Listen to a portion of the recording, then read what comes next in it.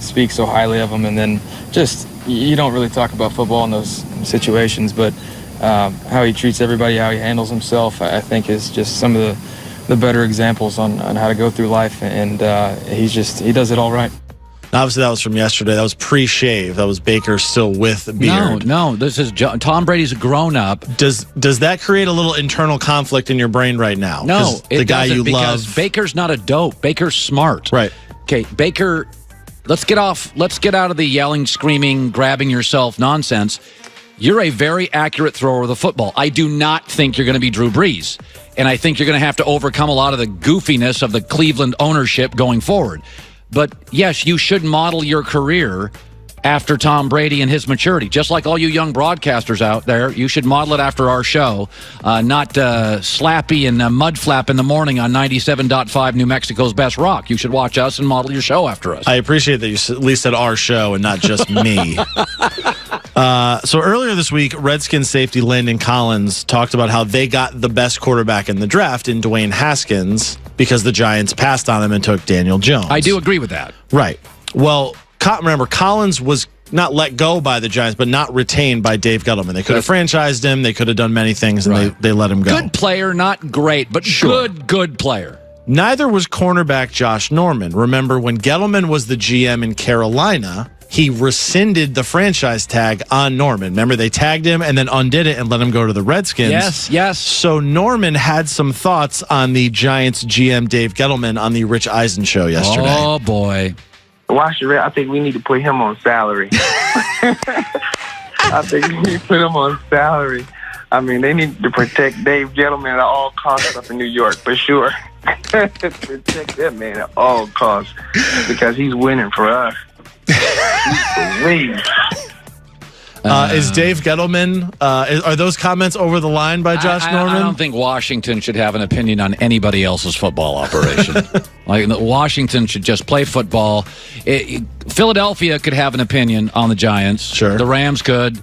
New England, Chargers. There's organizations that win consistently. Baltimore, you can have an opinion, but I don't think Washington, and this is a lot of Dan Snyder, Washington's dysfunctional too. Of the 7 to 8 dysfunctional NFL teams, Washington's one of the dysfunctional teams, aren't they? They can't get the quarterback right. It's also a little personal with both of those guys, right. you know.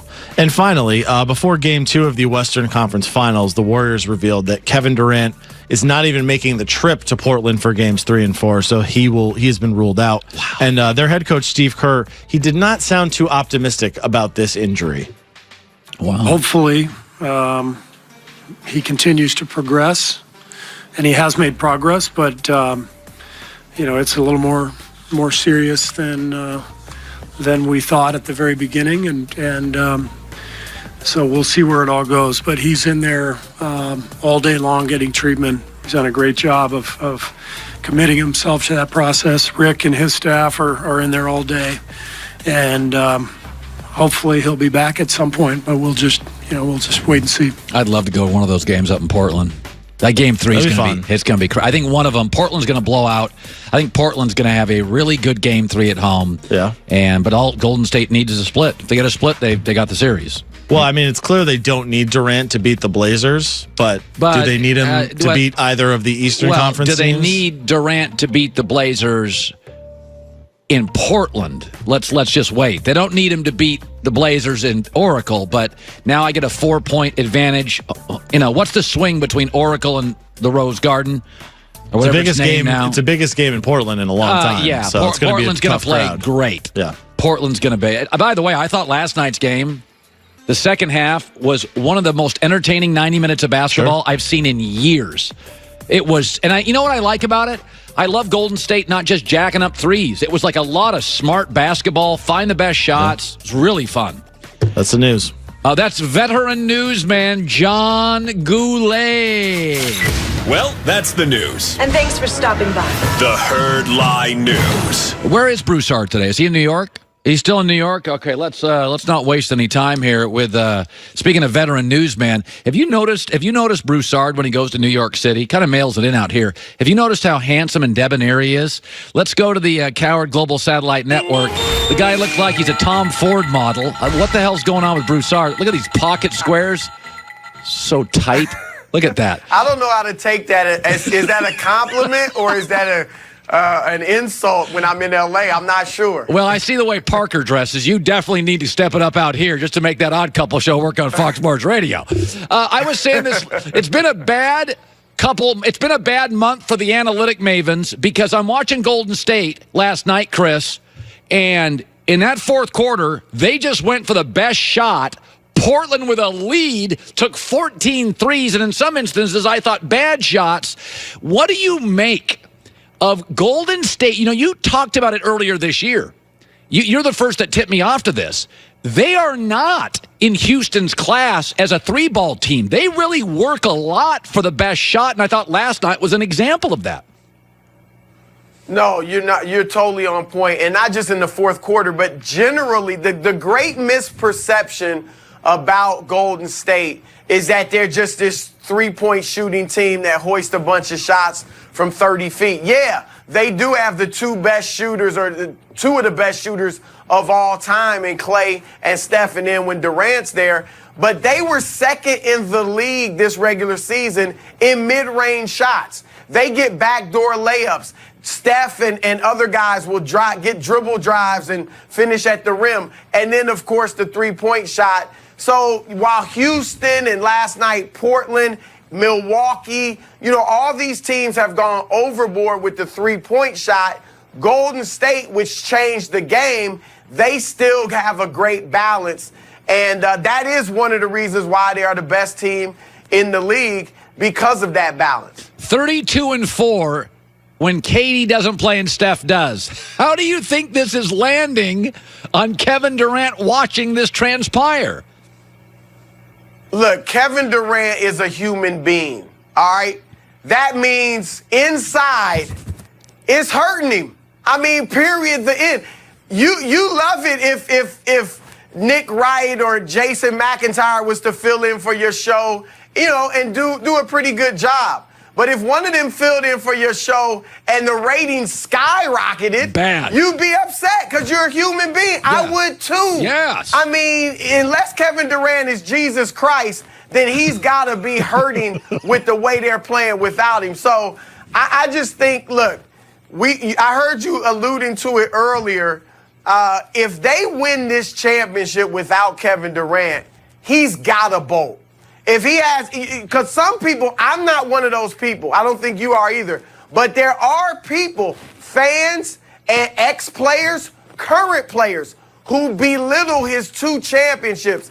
Even though he was the finals MVP, even though he's arguably the best player in the world, they belittle those 2 championships. We heard Clyde Frazier do it, say there's an asterisk by it. What do you think that'll be if they win it without him? They'll belittle them even more. Marcus Thompson, you love him on your show. I love him. He just came out with a book, KD, Kevin Durant's Relentless Pursuit to be the Greatest. If that title is accurate and Durant really wants to be the greatest to ever play, he has no choice but to get out of Golden State and go somewhere and try to lead his own team to a title. I saw this story, and I want you to address it. I'll talk about it later because I think the Eastern Conference could be in trouble if Kyrie Irving goes west. There's a story now that Kyrie's considering the Lakers, and so is Anthony Davis, and that NBA executives are petrified of Kyrie and Anthony Davis joining LeBron. Can you refute it, confirm it? What do you make of that story? Yeah, I mean, look, everything I'm being told, and this is by people close to this situation, is that there is very little, almost no chance of Kyrie Irving going to the Lakers. Now, he will meet with them out of respect for LeBron. Obviously, they've rekindled their relationship. But this would shock people close to Kyrie, all right, if he decided to go back to play with LeBron and the Lakers. Obviously, there's a chance of Anthony Davis going there, but I think there's a better chance of both of those guys, KD and AD, or Kyrie and AD, going to New York. We know about Kyrie's ties with Kevin Durant. If they go there, they're not. Kyrie's not joining somebody else's team, even though KD's the better player. It's kind of both of them going there together. The reason I think AD could wind up with the Knicks is because David Griffin, the new general manager in New Orleans is going to make it very difficult on the Lakers to get Anthony Davis. Now, I don't think he'll make it impossible, but it's going to be hard. And if he really likes R.J. Barrett, who they could get from the Knicks if they trade with the Knicks for AD, and you unite the roommates, the great friends, the former All-Americans at Duke, put them together in New Orleans, that's a great storyline. Everybody would be into it, and they're two great young players. So I think New York is in the driver's seat and the favorite to get Anthony Davis. By the way, Milwaukee-Toronto probably isn't fascinating to the masses. We've got the Kawhi could leave Toronto story. You and I talked about it this week. You know, it's really interesting when you look at this Milwaukee team and their salaries and their youth and the star and the coach. If Anthony Davis does not go east, if Kevin Durant does not go east, if Kyrie did go west, it looks like to me Milwaukee could dominate the East for a long time. Do people in the league, are they talking about that? Well, so many people in the league are convinced that Anthony Davis will end up in the East and that Kyrie Irving will stay in the East, whether it's Boston, although a lot of people think he's out of there, they think it's New York. You know, there may be an outlier here or there that thinks they're going to go to L.A., and then most think KD is going to New York as well. So I don't think people fear a lopsided league as it has been, like the East has one or two good teams and then everybody else is in the West. Giannis, though, you're right about them, if that were to happen, having a chance to dominate the conference the way LeBron James has. If your scenario came true, I mean, Philadelphia would be the only team in their way. And we know how immature they are. We know about Joel Embiid's health issues. It could be LeBron James all over again. But here's something else, Colin, we need to look at. What is his ceiling? Like, if the Milwaukee Bucks win the championship this year, that'll be completely unprecedented.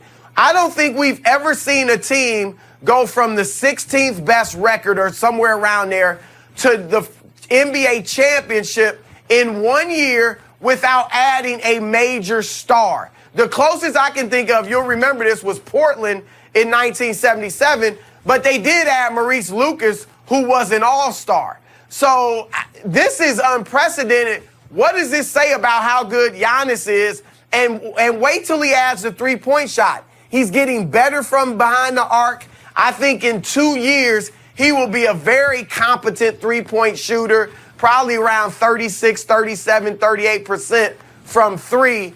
He's going to be unstoppable, and he could wind up eventually putting himself in that GOAT conversation. Good stuff, Chris Broussard. Have a great weekend. Enjoy Rob Parker on the show today. Odd Couple, Fox Sports Radio. Thanks, bud. All right, Colin. He goes to New York. He's the best-dressed man at Fox Sports. How about that? Coming up next, I'm going to say something and do something I've never done before in my career. Goulet as a witness. That's next, The Herd.